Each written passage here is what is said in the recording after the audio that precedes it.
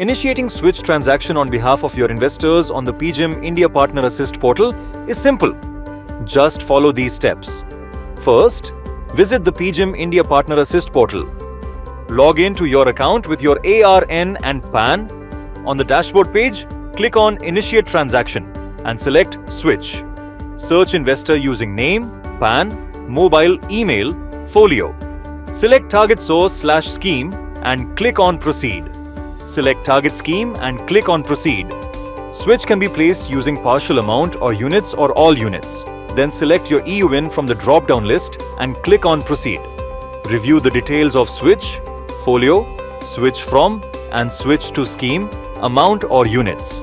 Then accept the terms and conditions and click on Initiate Transaction.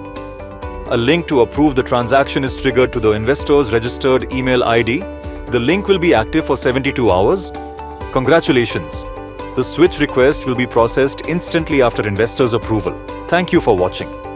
Mutual fund investments are subject to market risks. Read all scheme-related documents carefully.